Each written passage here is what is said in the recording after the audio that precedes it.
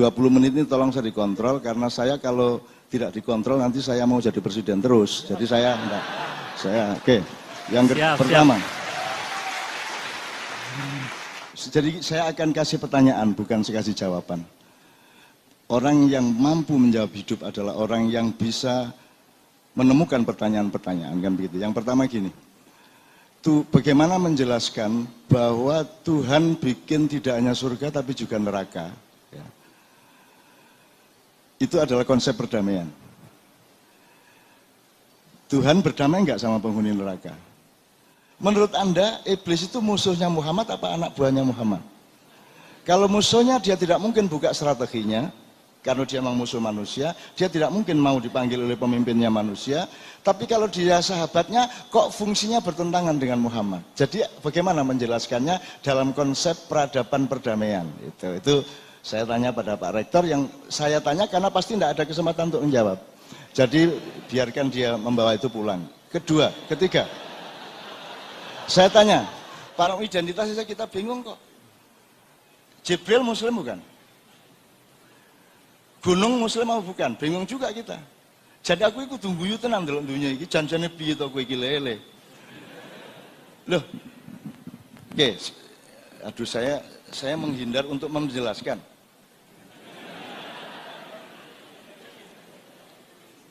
Jangan maaf, 3 menit lagi, Janun. 3 menit? Oke.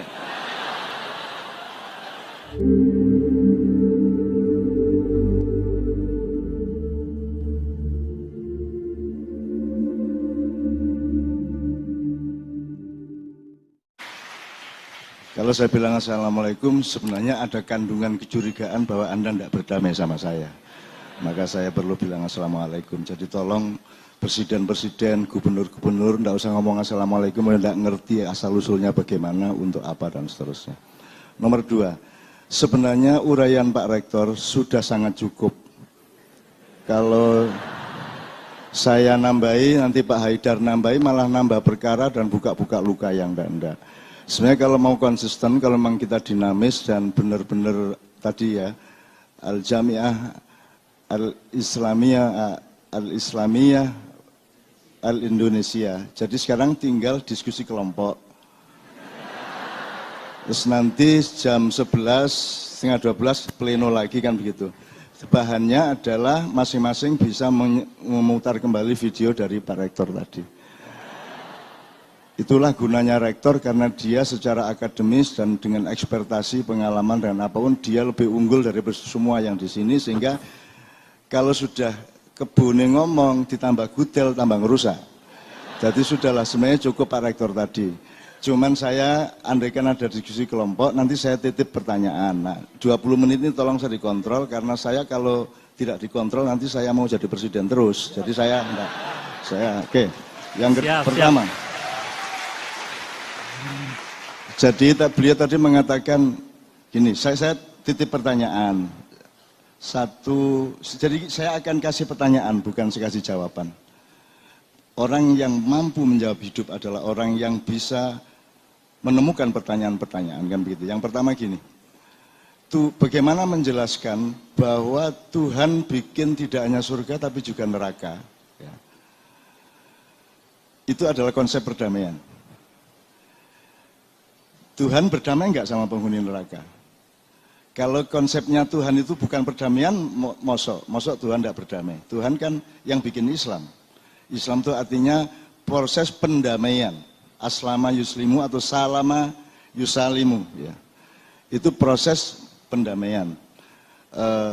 Jadi Tuhan bikin neraka. Harus kita bisa jelaskan dan temukan mindsetnya bahwa neraka itu adalah wujud dari perdamaian Tuhan kepada orang yang tertentu yang berbeda dengan yang dikasih ke surga. Nah, itu kalau tidak bisa dijawab, nanti saya akan tanya rektor berikutnya.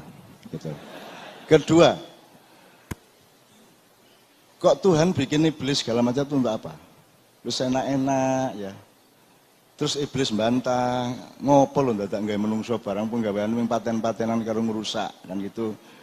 Nah, tapi iblis oleh Allah diperkenankan kontrak sampai hari kiamat dan dia dibolehkan melakukan apa saja kemudian didata oleh Nabi Muhammad apa saja pekerjaan iblis yang ditakuti, apa strateginya bagaimana. Nah, Nabi Muhammad itu bisa manggil iblis kapan saja, ya. Terus iblis bisa ditanyain, diwawancarai, dan dia buka semua yang dia lakukan. Jadi pertanyaannya di sini ada dua sub. Yang pertama, kok Tuhan bikin iblis ini, bagaimana menjelaskannya dalam konsep perdamaian, kan gitu. Kan ini ngaco ini iblis ini. Orang sido damai iki, orang sido sakinah iki, besengut terus, kan gitu kan. Terus tapi iblis yang katanya musuhnya manusia bisa dipanggil oleh Muhammad kapan saja. Dan iblis tidak mungkin manggil Muhammad. Tapi iblis taat kepada Muhammad, disuruh tanya apa aja jawab, disuruh datang. Menurut Anda, iblis itu musuhnya Muhammad apa anak buahnya Muhammad? Kalau musuhnya, dia tidak mungkin buka strateginya, karena dia memang musuh manusia, dia tidak mungkin mau dipanggil oleh pemimpinnya manusia. Tapi kalau dia sahabatnya, kok fungsinya bertentangan dengan Muhammad? Jadi bagaimana menjelaskannya dalam konsep peradaban perdamaian? Itu saya tanya pada Pak Rektor, yang saya tanya karena pasti tidak ada kesempatan untuk menjawab. Jadi biarkan dia membawa itu pulang.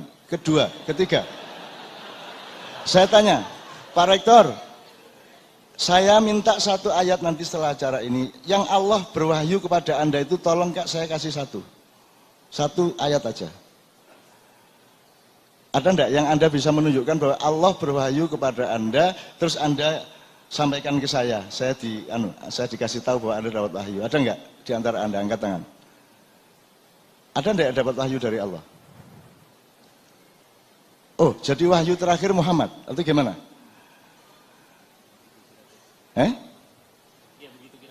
Oh begitu. Oh jadi tidak ada yang dapat wahyu. Oh gimana ini Anda ini? Oh jadi Anda tidak pernah ada kontak langsung sama Allah. Tidak ada yang dapat wahyu. Itu baca di Al-Quran. Ya ayuhan nas, kamu manusia bukan? Wahai manusia loh, kowe to kuwi? Langsung enggak itu Allah berwahyunya? Kenapa kamu serahkan ke majelis tarjih, majelis tanwir, basul masail, ulama-ulama? Wong kamu punya kontak langsung sama Allah dan Allah menyebut dirimu, ya ayuhan nas, ya ayyuhalladzina amanu, kan itu kamu.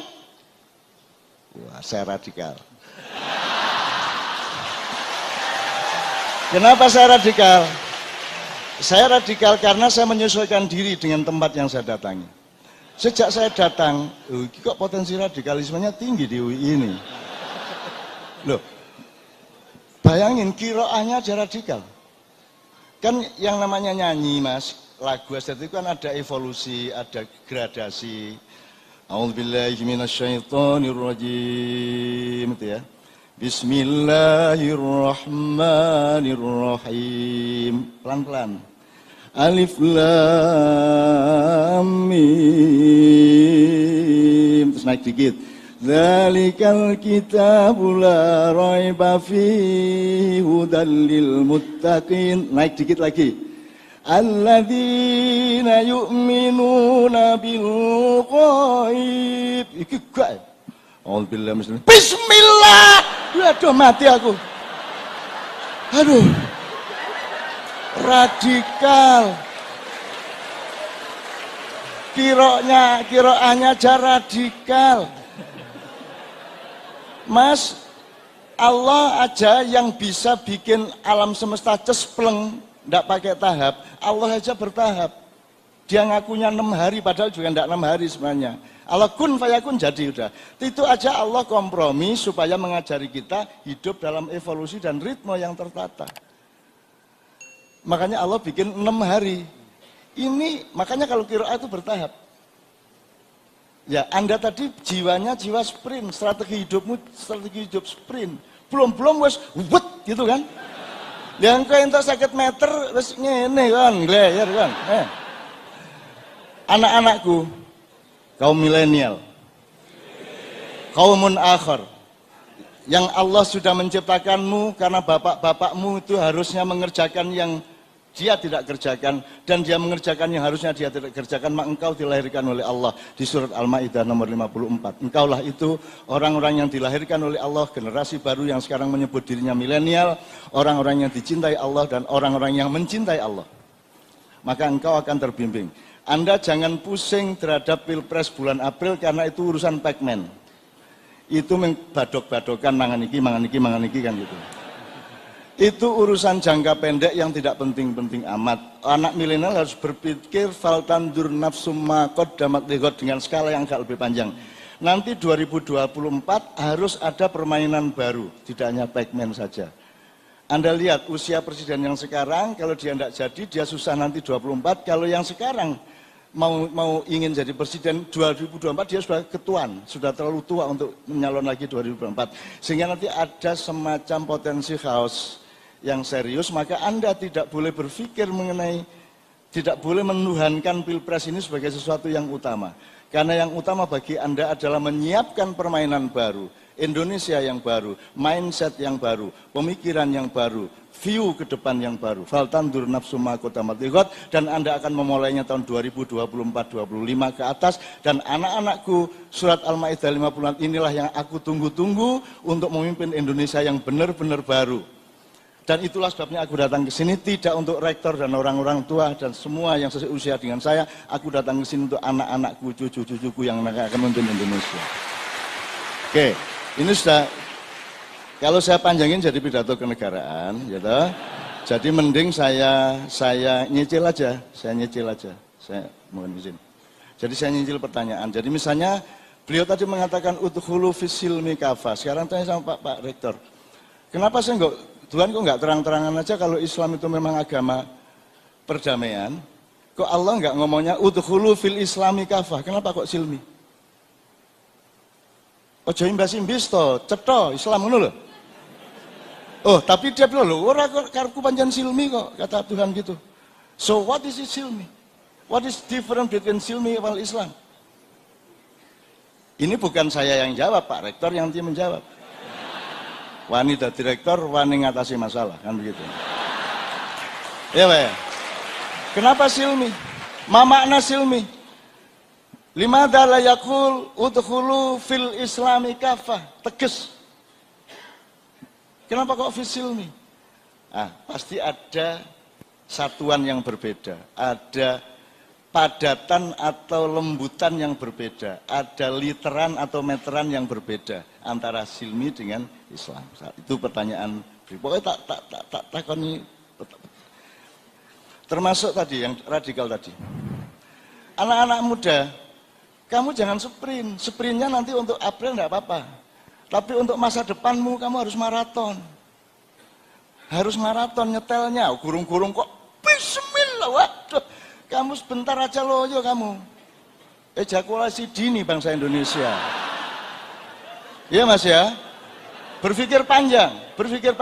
Dan kalau berpikir panjang, nanti strateginya berbeda. Kalau Anda lari sprint, itu enggak usah mikir nafas, enggak usah mikir apa-apa, lari gitu aja. Itu kalau sprint. Tapi kalau Anda maraton, Anda harus punya strategi, harus punya teknik, harus punya metodologi.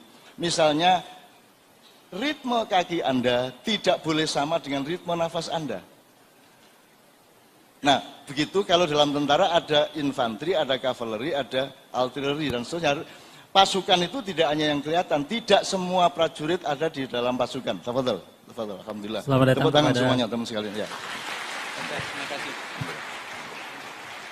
Ketua Pimpinan Pusat Muhammadiyah, Dr. Haidar Nasir, silakan Pak. Saya sedang menghimpun pertanyaan Pak Hajar kepada Pak Rektor. Kalau tidak bisa jawab, nanti tolong dipertimbangkan kembali ya, direktornya berikutnya ya. Oke, saya himpun karena waktu saya tinggal sedikit. Saya himpun pertanyaan benar-benar. Yang untuk anak-anak milenial sudah sangat jelas. Anda harus berpikir panjang. Korea itu ngomong bangsa dan negaranya itu skalanya sampai 300 tahun, tidak hanya 80 tahun. Sekarang kita punya 2045-2085, Anda harus berpikir lebih panjang lagi. Anda harus berpikir bahwa hidup itu abadi, tidak sementara. Anda segera mengalami transformasi dari dunia biologi dan fisika menuju satu satuan yang berbeda, dimulai dari Anda ketemu Mungkar Nakir, kemudian Anda hidup fil jannati adnin tajri min tatil anharu kholidina fiha abada, 2 kali keabadian dengan 4 provinsi surga. Anda harus berpikirnya sangat panjang. Oke, saya urut aja Mas ya, Pak. Tadi barusan ngomong tentang qiraah radikal namanya Pak tadi Pak ya. Soalnya Batak dia, Pak. Batak. Wow, nek Jawa luwih halus Batak, wah radikal wis. Untung nggak ada yang sakit jantung. Bismillah buanter banget tadi. Bala beliannya. Oke, sekarang kita ke judul, Mas. Ini judul ini kan luas banget ini. Nggak bisa Anda 2 jam membereskan. Ini terlalu luas. Akhirnya kita jadi basa-basi loh kalau kita nggak serius loh. Sekarang gini. Kan dalam satu peristiwa, dalam satuan sejarah selalu ada subjek, ada objek, ada predikat, gitu ya, atau apapun ya dalam bahasa Indonesia. Sekarang saya tanya, pertama, kalau judulnya Islam, Kebangsaan dan Perdamaian, kenapa di atasnya bukan dialog keislaman? Kok yang dipilih dialog kebangsaan? Kenapa bukan dialog perdamaian? Ini cara berpikirnya bagaimana? Ini saya nggak nyalain, saya cuma tanya, inget enggak yang bikin ini? Punya kesadaran enggak terhadap pilihan ini? Apa waton wae lah, biasanya ngono kuwi kan gitu, template. Oke ya. Kenapa di atasnya bukan dialog perdamaian? Toh tujuan utamanya, goalnya adalah perdamaian. Why don't you put perdamaian sebagai judul utama? Dialog perdamaian. Gitu kan. Oke, itu pertama. Tadi saya nggak nyalain pokoknya, kowe kelingan ora toh? Gitu. Janjane kelingan ora, gawe iki waton apa? Gitu ya. 2. Islam tadi saya sudah tanya Pak Rektor waktu kita. Islam di sini maksudnya subjek, apa sifat, apa mesinnya atau apa? Menurut beliau bisa kedua-duanya loh, enggak bisa. Harus ceto subjeknya, apa mesinnya atau alatnya. Ya. Jadi kalau perdamaian jelas tujuannya. Kebangsaan satuan subjeknya, yaitu bangsa. Karena nanti ada bangsa, ada rakyat, ada negara, ada umat, ada individu, ada kelompok, ada milisi, ada ormas, segala macam. Itu kan satuan-satuan yang berbeda-beda. Nah maksud Anda bangsa ini apa? Gitu. Ini kalau diterusin kan harus seminar 3 hari, Pak. Ya gimana kita nih Pak Haidar? Kita dulu meneng-meneng dijajah. Setelah itu jadi Indonesia kan bukan maunya kita. Terus kita pisah sama Brunei, kita menjadi negara yang berbeda dengan Malaysia. Padahal kita sama dengan mereka, budayanya semuanya. Tiba-tiba kita menjadi orang asing yang tidak sebangsa. Dan itu semua bukan karena kita mau, tapi karena kita dijajah Belanda, Inggris, dan lain-lain. Jadi sesungguhnya Indonesia ini adalah anak jadah dari penjajahan. Jane rano Indonesia, aslinya kan gitu, ngaku aja, rano aslinya. Yang ada Mataram, gitu ya, Keraton Ternate, Keraton Solo, kan begitu yang ada, dan seterusnya. Ini juga mengandung masalah sangat banyak. Oke, tapi enggak apa-apa. Judul ini kita lihat itikat baiknya aja. Kalau pertanggungjawaban akademis dan metodologisnya tidak apa-apa lah. Indonesia juga tidak ngerti juga metodologi ki apa janjane wis rampung watone aku badi pira ngono lah gitu kan. Gitu. Berikutnya. Mas, ini nggak mungkin dicapai. Ini berat sekali. Jadi saya menulis di sini. Ini sangat berat karena Anda berani jadi Ismail Ibrahim enggak? Kalau Anda tidak berani jerbasuki, tidak berani mawabaya, Anda tidak bisa jerbasuki. Karena kalau Anda benar-benar mau perdamaian di dalam bangsa Indonesia maupun bangsa Indonesia dengan dunia, secara Islam, Anda harus menyembelih yang terpenting yang Anda jalani sekarang. Karena sekarang bukan Islam yang bekerja di dunia, meskipun identitas orang Islam makin banyak, tapi yang bekerja, thorikohnya, syariatnya, sabilnya, sirotnya, bukan Islam. Bukan Islam sama sekali. Yang berjalan ini bukan Islam di dunia ini. Kita hanya identitas yang dimaksud Pak Rektor tadi, Islam meningkat itu kan mengidentitas. Dan sekarang orang sekarang menyangka Nabi Musa bukan Muslim kok.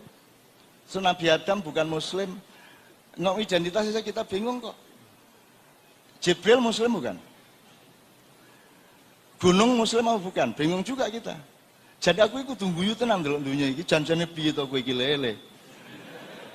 Loh, oke, aduh saya menghindar untuk menjelaskan.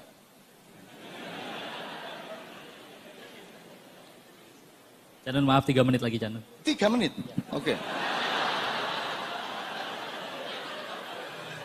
Gini, bisa gini, Anda ngomong sekarang di Quran itu ada metodologi, ada outline yang Allah ngasih jalan. Jalannya itu ada 4. 1 sabilillah, 2 syariatullah, 3 thariqatullah, 4 sirat al-mustaqim. What is the difference between these 4? Kowe nek sabilillah kuwi anu Pak, itu sekarang yang punya TKI di Korea. Kowe ndek visa orang ning kene, orang duwe lah kok piye iso lah visa bililah kan itu. Nah, itu namanya sabilillah. Visa bililah gitu. Nah, teman-teman sekalian, Pak Rektor suatu hari harus menjelaskan kenapa kalau pas urusan ini sabil yang dipakai, kenapa pas urusan ini syariat. Ente bener, kok di Jakarta sekarang orang ngomong syar'i itu bener kok. Tidak mungkin syariat itu dipakai oleh manusia dan dari manusia. Syariat itu milik Allah. Dia dasar hukum semua kehidupan. Kalau sudah diterjemahkan manusia, ditafsirkan, diijtihadi, diinterpretasi, itu namanya fikih. Jadi jilbabmu itu bukan jilbab syar'i, itu jilbab fikhi namanya. Langit ini orang ngerti. Tidak ada bang syariat, bang fikih. Lah orang ngerti bedane pari karo sego piye? Kuwi sego, kuwi gethuk, kuwi bubur, kuwi lontong, kuwi lepet, dudu pari. Parine kuwi syariat,